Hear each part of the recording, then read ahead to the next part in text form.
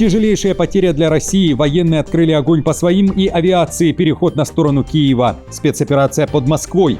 Объявление военного положения в РФ и подавление бунтов. Опубликован прогноз. Захват заложников. Спецназ пошел на штурм в центре города. Немец устроил расправу. Силовой захват. Высадка десанта. Альянс показал, что будет делать с РФ. Прожарка россиян. Международный скандал из-за гриля. Поджаривание русскоязычных или лука. Эстония в центре внимания.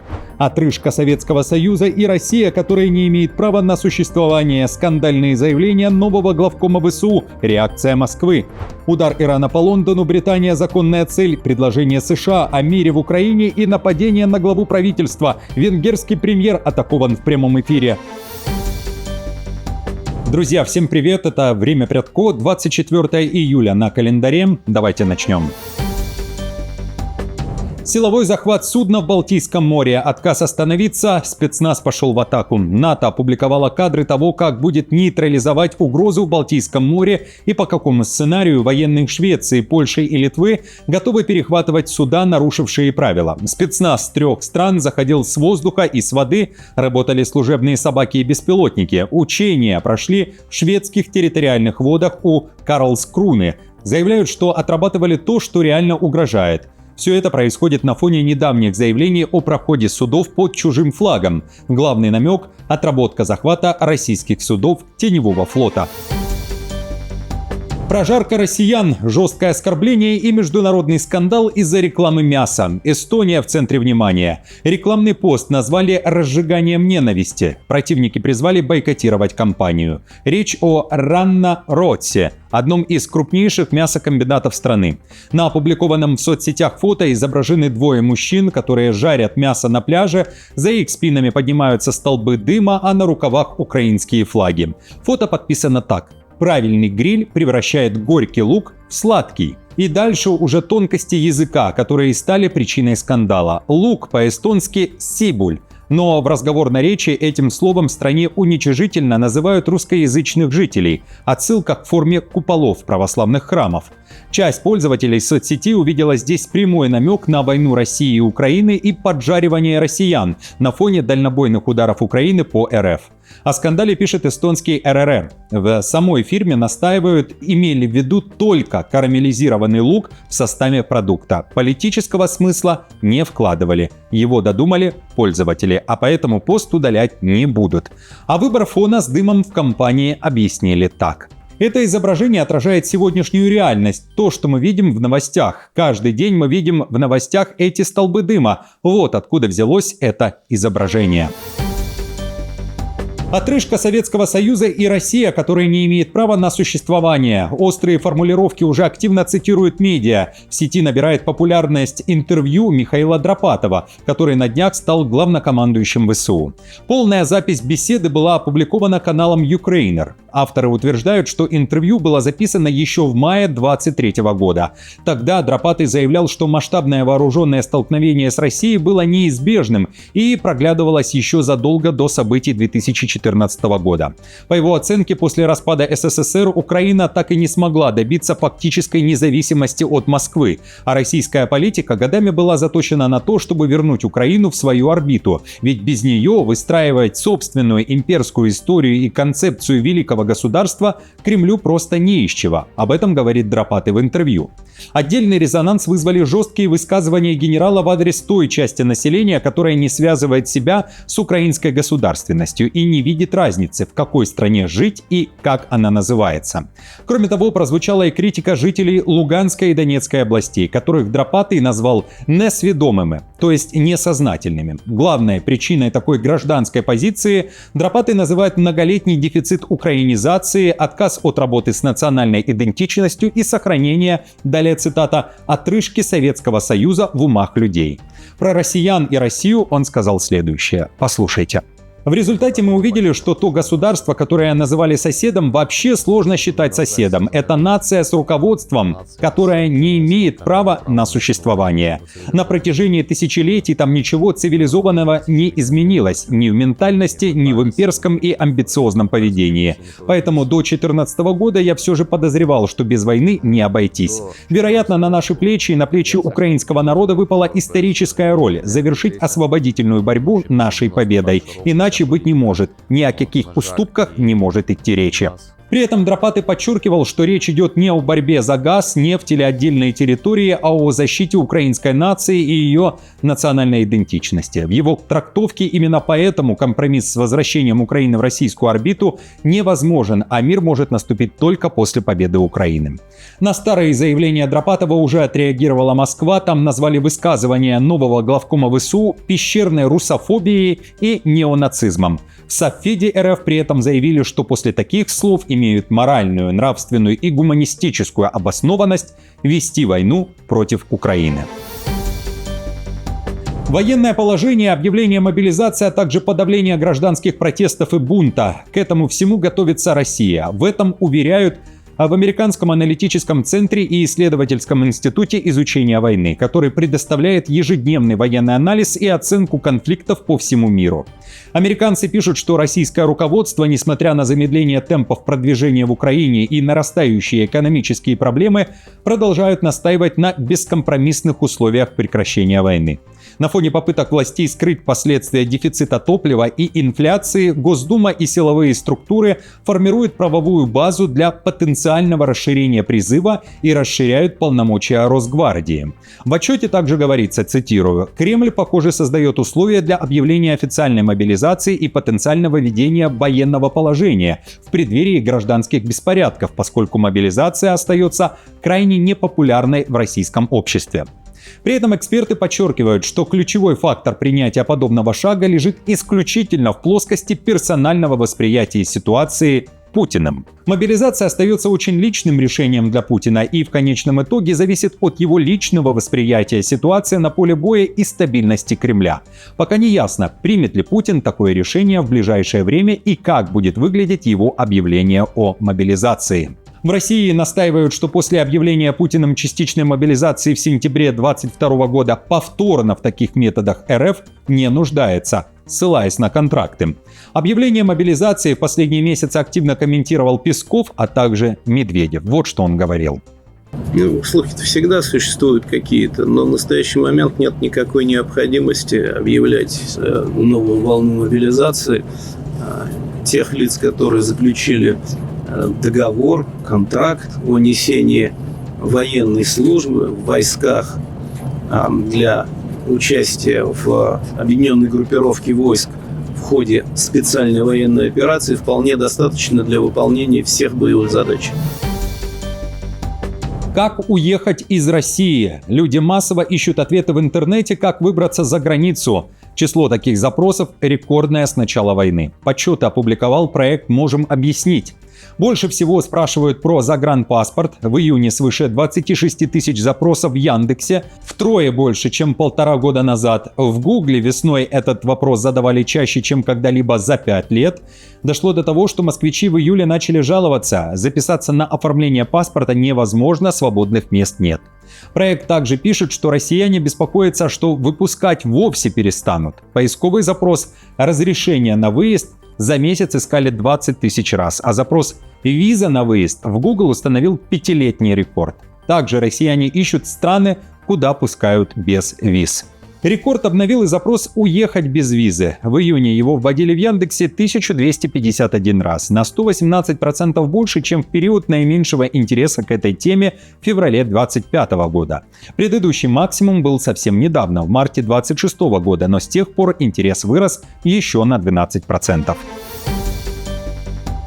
Огромная потеря для России, удар по своим. Москва признала потерю. Диверсия под столицей. В авиакатастрофе под Москвой потерян новейший Су-57. Среди версий – дружественный огонь. ПВО РФ сбила многоцелевой истребитель 5-го поколения.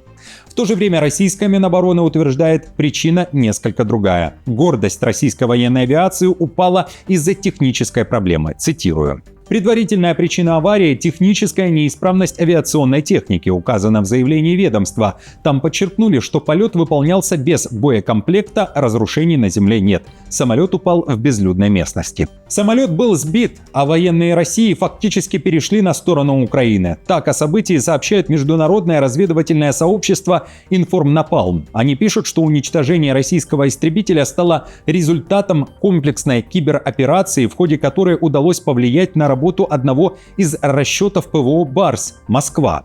Утверждается, что ранее специалисты проанализировали перехваченные материалы о подготовке российских подразделений, выявили уязвимости системы. В Информнапалм заявили, что именно это позволило использовать российскую систему ПВО против собственного самолета. Россия создавала Барс Москва, чтобы защищать столичный регион от украинских дальнобойных дронов. В итоге один из ее расчетов помог убрать с неба российский Су-57. Российское ПВО сработало, но на этот раз в интересах Украины. Кроме того, одним из первых на возможную причастность российской ПВО к удару по авиации намекнул и Z-блогер Владимир Романов. Он написал: «Ряд вопросов должны быть заданы расчету ПВО Барс Москва». Катастрофа и на военной базе в стране НАТО. Боевой вертолет рухнул прямо на аэродроме. Один военный погиб, еще 4 ранены. Разбился американский Веном на вертолетной базе в Чехии. На борту были 5 человек. Армия сразу остановила полеты всех вертолетов серии H-1, а это 12 американских машин. За них Прага заплатила почти 600 миллионов евро. Они пришли на смену советским Ми-24 и Ми-171. Причины трагедии еще не назвали. На месте крушения работает комиссия, туда приехал и министр обороны Яромир Зуна. Вариантов завершения войны в Украине несколько, и их уже подготовили США. Скоро Вашингтон намерен представить их как Киеву, так и Москве. Такое заявление сделал Зеленский на фоне вчерашней встречи госсекретаря США Марко Рубио и главы МИД РФ Лаврова. На Банковой говорят, что основные идеи американская сторона кратко изложила во время телефонного разговора. Однако детальное обсуждение предложений должно состояться в ближайшее время, когда Зеленский полетит в Вашингтон. После беседы с Украиной представители США планируют обсудить эти варианты с российской стороной, а при наличии реальной основы для дальнейшего диалога может быть организована трехсторонняя встреча Украины, США и России. После этого мы сможем, если будем понимать, что у нас есть возможности, обсуждать уже серьезно этот план. Я думаю, будет тогда трехсторонняя встреча. Безусловно, надо все это делать до осени. Я считаю, надо настойчиво над этим работать. Если бы от нас зависело, это была бы уже встреча в июле. Но не все зависит от нас. Американцы хотят встречаться, но мы должны не забывать, что американцы фокусируются на Иране. Напомню, накануне Лавров и Рубио фактически не нашли точек соприкосновения в вопросе завершения войны. Глава МИД РФ заявил о готовности Москвы к диалогу только на основе договоренностей саммита на Аляске, вспомнив дух Анкориджа, включая прекращение военной помощи Киеву. В ответ госсекретарь США подчеркнул, что прежние российские требования для Украины неприемлемы, а сейчас они еще менее реальны для реализации. Позиция Вашингтона заключается в необходимости поиска новых идей и форматов вместо возвращения к старым предложениям. Оцепление, вертолеты, захват заложников. Спецназ пошел на штурм в центре города. Нападение на отделение банка в немецком Регенсбурге. Задействован спецназ. 20-летний мужчина взял в заложники людей, которые были в банке, и ударил ножом одного из посетителей. Молодого немца увезли в больницу с тяжелейшими ранениями. Спасти его не смогли. Нападавший из здания не вышел, забаррикадировался и на протяжении нескольких часов удерживал людей. Спустя время силовики приняли решение штурмовать. В итоге люди были освобождены, а гражданин Германии, главный подозреваемый, был задержан. Сопротивления он не оказывал. Согласно текущему состоянию расследования, нет никаких доказательств причастности других лиц. Следователи предполагают, что преступник действовал в одиночку. Подозреваемый предстанет перед судьей 24 июля 2026 года по запросу прокуратуры Регенсбурга. Нападение на главу правительства в центре европейской столицы и в прямом эфире. Охрана оказалась бессильна. Плевок в спину премьер-министра. Так на людях встретили главу венгерского правительства Петера Мадьяра.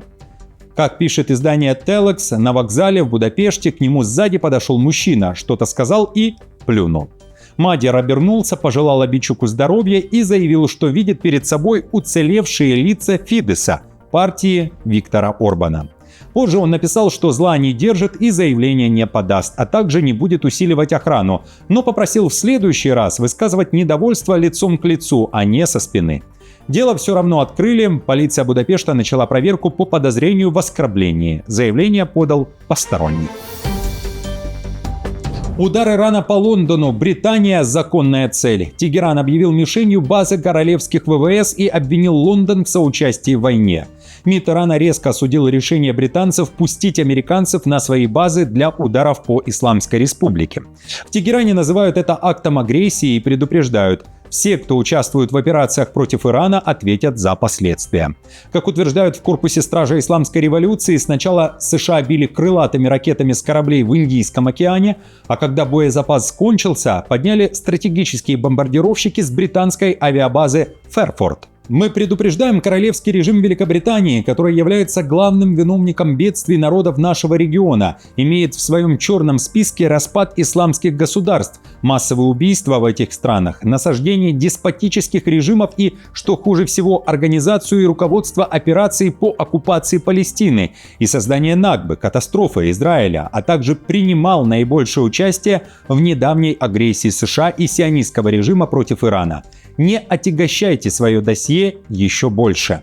А в Вашингтоне готовят удар, которого еще не было. Трамп в интервью Axios заявил, что рассматривает атаку на Иран мощнее всех предыдущих, и решение почти принято.